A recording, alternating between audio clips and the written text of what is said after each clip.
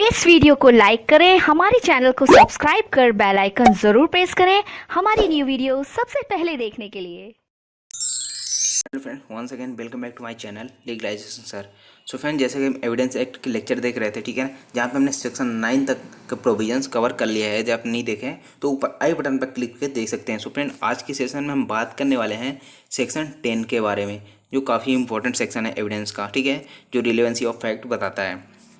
तो सबसे पहले हम बात करें जो सेक्शन 10 है, उसकी हेडिंग क्या है। इस सामान्य परिकल्पना के बारे में षड्यंत्रकारी द्वारा कही गई या की गई बात है। अर्थात जो षड्यंत्र, ये षड्यंत्र से रिलेटेड है। अब षड्यंत्र से रिलेटेड आईपीसी में कहाँ पे प्रोविजंस है, आप इसको कमेंट बॉक्स में कमेंट करके बताएंगे, ठीक है ना। तो इसके बाद हम बात करें सामान्य परिकल्पना, अर्थात जो षड्यंत्रकारी हैं, जो षड्यंत्र कर रहे हैं, उनके द्वारा कुछ भी कहा गया है, ठीक है ना, कोई बात कही गई है या फिर उनके द्वारा कुछ किया गया है, तो वो चीज़ क्या होगी, रिलेवेंट होगी सेक्शन 10 में। अब यहाँ पे बैरेट की बात करें तो जहाँ की यह विश्वास करने का युक्तियुक्त आधार है, अर्थात यह विश्वास किया जा सकता है, इसमें पूरा युक्तियुक्त आधार है, ठीक है ना, कि दो या अधिक व्यक्तियों ने अपराध अनुयोज्य दोष के लिए मिलकर षड्यंत्र किया है। अर्थात कोई ऐसा रॉन्ग करने के लिए, ठीक है ना, कुछ ऐसा अपराध करने के लिए क्या किया है, मिलकर षड्यंत्र किया है दो या अधिक व्यक्ति ने, या किसी एक व्यक्ति द्वारा कोई बात लिखी गई और कोई बात सुसंगत है, ठीक है ना। अर्थात कोई बात लिखी गई, क्या मतलब है कि एक ने लिखा ऐसा, ठीक है ना, जो पत्र के द्वारा लिखा और दूसरी जगह पहुंचा, ठीक है ना, कि मुझे ये चीज़ कहाँ पर, जैसे कि ए नाम का व्यक्ति है जो दिल्ली में रहता है और बी नाम का व्यक्ति है जो पंजाब में रहता है। तो ए ने बी पे क्या किया, एक लेटर लिखा कि हमको यहाँ पे जाके दंगा करना है, तो यहाँ पे आके मिलो, ठीक है ना। तो ये चीज़ क्या हुआ कि षड्यंत्र के द्वारा की गई है। यहाँ पे लिख के तो कोई बात की गई है, तो ये चीज़ क्या होगी, रेलेवेंट होगी कहाँ पे, सेक्शन 10 में। ये चीज़ जो है ना, सेक्शन 10 ये सिविल और क्रिमिनल लॉ दोनों पे लागू होती है, दोनों पे अप्लाई होती है। ये इंपॉर्टेंट है, इसको याद रखें, ठीक है। तो उसके बाद एक दृष्टांत दिया गया है इसमें, कौन सा, कि यह विश्वास करने का युक्तियुक्त आधार है कि का भारत सरकार के विरुद्ध युद्ध करने के षड्यंत्र में सम्मिलित हुआ है।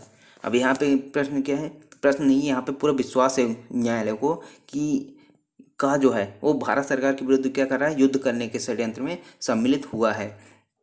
तो यहाँ पे बात करें कि खा ने उस षड्यंत्र के प्रयोजनार्थ, अर्थात का तो शामिल है, ठीक है ना, तो और खा ने उस षड्यंत्र के प्रयोजना, उसके प्रयोजन के लिए यूरोप से क्या किया है, आयुध उपाप्त किए, ठीक है। जो खा नाम का व्यक्ति है वो क्या कर रहा है, यूरोप से दंगे उंगे करने के लिए, जो भी करने के लिए, जो जिस षड्यंत्र के लिए, जिस अपराध के लिए षड्यंत्र कर रहा है, उसके लिए क्या प्राप्त करता है, आयुध प्राप्त करता है। और गा ने क्या किया, वैसे ही उसी उद्देश्य से कलकत्ते से क्या किया, धन संग्रह किया, यानी पैसे इकट्ठे किया। घा ने मुंबई से लोगों को उस षड्यंत्र में सम्मिलित होने के लिए प्रेरित किया, ठीक है ना।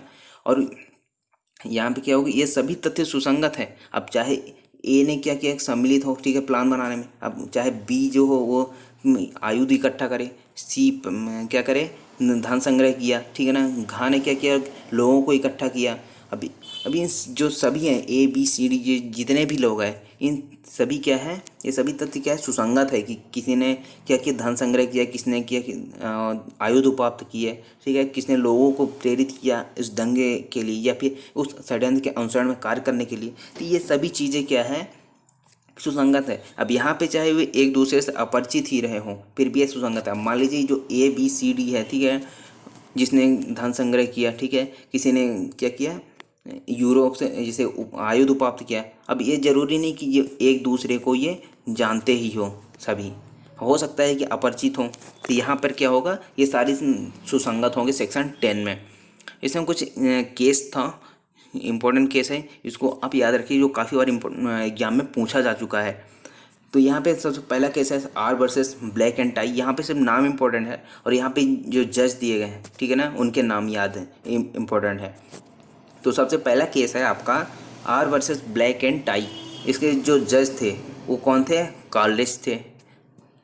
कैसे, ब्लैक एंड टाई, तो इसको याद रख सकते हैं, ब्लैक टाई कहाँ लगता है, कॉलेज में लगता है। तो यहाँ पे याद रख सकते हैं R versus black and tie के जो जज था वो कौन था, कॉलेज था। उसके बाद दूसरा केस था मिर्जा अकबर वर्सेस एम्परर का केस था। इसमें जो जज है वो कौन था, राइट था। इस केस को, जो Mirza Akbar versus emperor case है, इसको लेमिंगटन रोड शूटिंग षड्यंत्र के नाम से भी जाना जाता है, ठीक है। तो इसको भी आप याद रखिए कि जो लेमिंगटन रोड शूटिंग षड्यंत्र है या फिर मिर्जा अकबर वर्सेस एम्परर, ये दोनों केस एक ही है, ठीक है ना। और इसका दोनों को जज कौन था, राइट, ये कौन सा है, राइट, इसका जज का नाम था। उसके बाद है शार्दुल सिंह वर्सेस महाराष्ट्र, ये पहला केस था इंडिया में, ठीक है ना। किससे रिलेटेड, षड्यंत्र से रिलेटेड ये वाला केस था जो सेक्शन 10 से रिलेटेड है एविडेंस के। तो ये चीज़ होगी आपके इम्पोर्टेंट केस। आई होप आपको ये समझ में आया होगा। यदि आपको समझ में आया तो लाइक करें, शेयर करें। यदि आपको कोई क्वेरी है, ठीक है ना, यदि आपको कोई डाउट है तो आप मेरे इंस्टाग्राम पर फॉलो कर सकते हैं, जहाँ पे मेरी आईडी क्या है, लीगल 5663, ये हमारी आईडी है। वहाँ पे इंस्टाग्राम पर आप सर्च करके यहाँ पे मैसेज कर सकते हैं यदि आपको कोई भी डाउट हो तो। Thank you so much for watching legalisation sir.